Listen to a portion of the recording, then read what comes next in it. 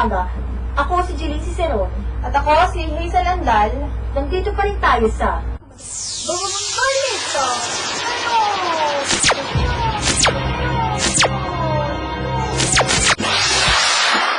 sa ulo ng mga nagbabagang balita. Itatlong nasawing Pinoy sa oil and leak explosion. Nakita na. Bonifacio Day, tinapatan ng protesta. Ukay-ukay. Target ng BIR. Muray ng Boston. Pumanaw! Teacher, pilistahin ng riding in tandem. Kumpirmadong si Jerome Malagapo ang bangkay na natagpuan ng isang supply vessel halos 2 at 5 milya sa Gulf of Mexico noong Lunes. Kinumpirma noong Webes ni Department of Foreign Affairs o DFA spokesperson Raul Hernandez na si Malagapo, tubong Cebu, ay nakilala sa pamamagitan ng kanyang dental records. Ayon kay Hernandez, inaayos na ang repatriation ng mga labi ni Malagapo habang nakatakdang dumating sa bansa ang mga labi ng 2 pang Pinoy worker na nasunog sa oil rig noong Nobyembre 16 na sina Elroy Corporal, Tubong Iligan at Abelino Tahorel.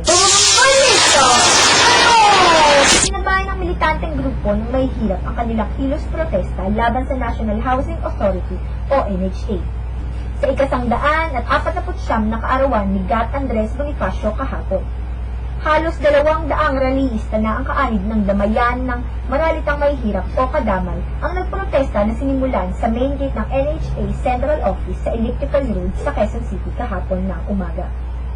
Ayon sa tagapagsalita ng kadamay na si Valdi Mayuga, inilunsad nila ang protesta bunsod na rin ng palpak ng mga programang pabahay ng NHA sa ilalim ng kasalukuyang administrasyon.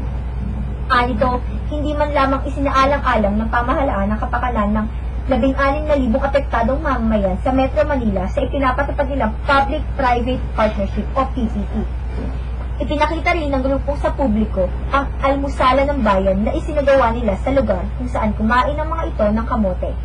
Suot ng mga relihista ang salakot at puting t-shirt, dala pa ang tabak na gawa sa karton bilang simbolo kanila ng pakipaglaban sa karapatan ng maralita, gaya ng ipinamalas ni Bonifacio.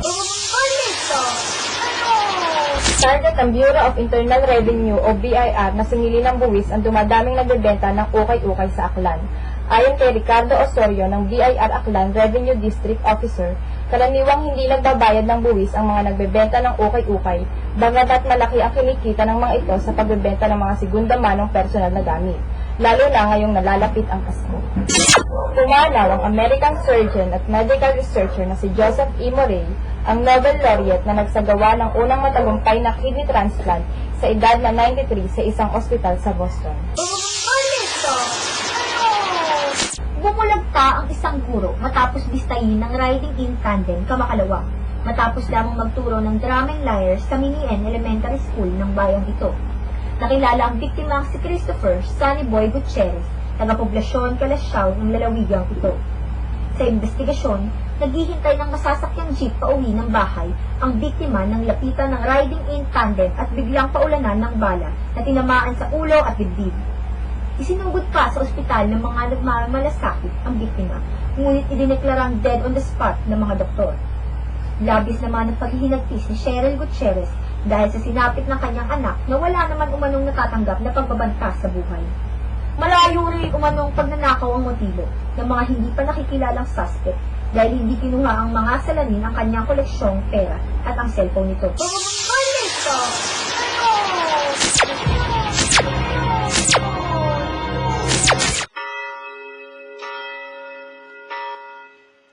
Peace be with you, friend. Narinig mo ba yung homily ni Father tungkol sa contraceptives? Oo, narinig ko. Nang dahil dyan sa contraceptives na yan, kaya nauuso ang premarital sex. Kaya nga eh. At ang alam ko pa, ang paggamit talaga ng contraceptives ay delikado. Maraming negative side effects. Tama! Panatilihin ang pagiging konserbatibo ng mga Pilipino. Panatilihin ang magandang kalusugan ng bawat isa. Pahalagahan ang bawat buhay. Iwasan ang contraceptives. Makikisa sa aming hakbang. Give our generation a life. Plan before we strike. Say no to reproductive health bill.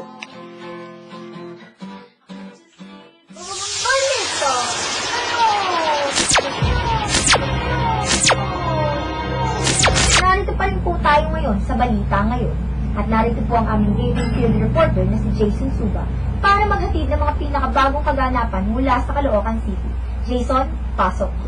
Ako si Jason Suba at nandito po tayo ngayon sa Caloocan City kung saan natimbog ang kumatay sa dalawang magpinsang nene. Dakit na ng otoridad ang suspect sa pagpatay sa magpinsan na menor de edad sa loob ng kanilang bahay sa Barangay 12, Dagat-Dagatan, Caloocan City, Kamakalawa. Kinilala ni Senior Superintendent Rimas Calixto ang suspect na si Gilbert Peluso, nakatira sa tapat ng bahay ng mga biktimang sina Diana Rose Lisa, at Joanna Marie Coronado. Nagpadas-ari ng sabing lungsod. Aras si Peluso ng mga otoridad nang may nagtip dito na isang informante sa bahay ng isa nilang kamag-anak ang nagtatago dahilan upang sa lakay ng pagsanin ng piyersa ng Caloocan Police at Pulangi Police. Natatandaan noong Nobyembre 25, dakong alas 6:30 ng umaga nang madiskubre ang bangkay ng mga biktima sa loob ng bahay ng mga Lisa nang dadala na ito ng pagkain ng kapatid ng nakatatandang biktima na pagtalang saksak sa katawan. Naging susi sa investigasyon ang mga patak ng dugo papunta sa bahay ng suspect na noon ay nagmamadaling tumakas. Tangamataan ito ng isang saksi na huli itong nakitang pumasok sa loob ng bahay ng mga biktima matapos mangyari ang krimen. Back to you, Julie. Maraming salamat, Jason. Ethan? Dumako naman tayo ngayon sa showbiz news natin. Dabababalitang showbiz! Eto kung saan ba yung pag-uusapan natin? Ang pag-uusapan natin ngayon ay ang tungkol sa isang abusadong endorser na tinitawan ng kumpanya. Endorser. How true nga ba na nagalit ang may-ari ng kilalang brand ng relo sa endorser nila na abusado raw? Hindi sinasadyang nakachikahan namin ang staff ng isang advertising agency na may hawak sa account ng brand ng relo na ini-endorso ng kilalang personalidad. At eto pa, sabi sa amin, sumuko na raw ang kumpanya sa pagiging abusado ng endorser nila. Oo, at mukhang nagtagumpay naman ang may-ari ng branded watch dahil nakakuha siya ng endorser na sikat at bagay sa mga bago nilang disenyo. Anyway, may kilala kaming super sikat na personalidad na nag-endorse rin ng kilalang brand ng relo na kapaligtaran naman ng sitwasyon nung sa una.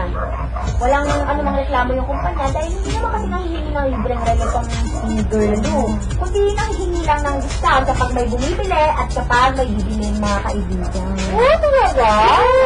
Pero anyway, paalam na tayo sa mga tagapakinig natin ngayon. Ito pa rin po ang radyo na naghahatid po sa inyo ng mga pinakabagong informasyon ang People's Radio 101.7. Ako po rin po si Jeline Pisaron. At ako si Hazel Landan. Ayan po. Bye-bye!